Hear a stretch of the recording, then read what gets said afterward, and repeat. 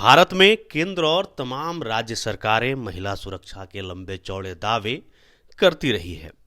उनकी सुरक्षा के लिए हाल के वर्षों में कई कानून भी बनाए गए हैं, लेकिन जमीनी हकीकत से उलट है। हालत यह है कि अब जेलों में भी महिलाएं सुरक्षित नहीं हैं। पश्चिम बंगाल के अलग अलग जेलों में गर्भवती कैदियों की बढ़ती संख्या से जुड़ी हुई एक रिपोर्ट चौंकाती है। यह रिपोर्ट पिछले सप्ताह कलकत्ता हाई कोर्ट में पेश की गई थी। राज्य की 60 जेलों में बंद करीब 26,000 कैदियों में से 10% महिलाएं हैं।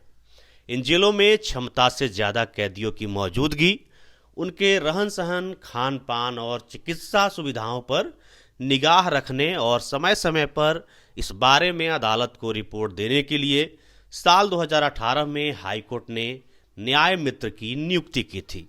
अदालत की ओर से नियुक्त न्याय मित्र तापस भंज ने बीते सप्ताह कलकत्ता हाईकोर्ट में दायर एक रिपोर्ट में बताया कि राज्य की जेलों में गर्भवती महिला कैदियों की तादाद लगातार बढ़ रही है। 2023 के आंकड़े बताते हैं कि महिला कैदियों ने 196 बच्चों को जन्म दिया।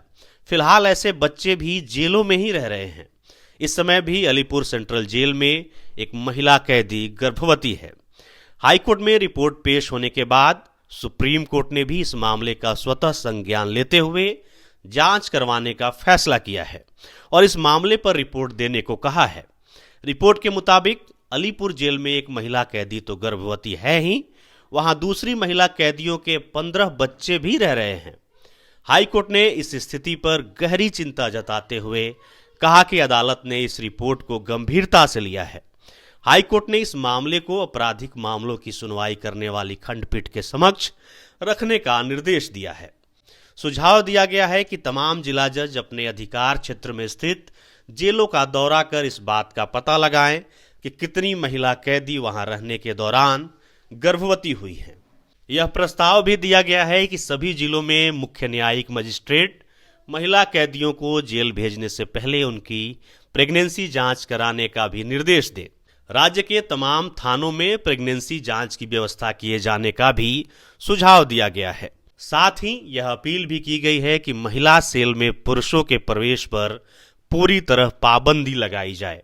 इस रिपोर्ट के बाद तमाम हलकों में मौजूदा स्थिति पर गहरी चिंता जताई जा रही है और महिला कैदियों का यौन शोषण और उनके अधिकारों की रक्षा के लिए मौजूदा कानून में जरूरी सुधार की मांग उठ रही है।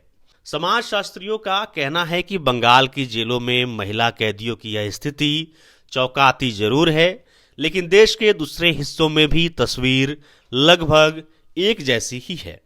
National crime records bureau NCRB ने साल 2022 की जेल सांख्यिकी रिपोर्ट में बताया था कि 31 दिसंबर 2022 तक देश की विभिन्न जेलों में 1537 महिला कैदी 1764 बच्चों के साथ रह रही थी।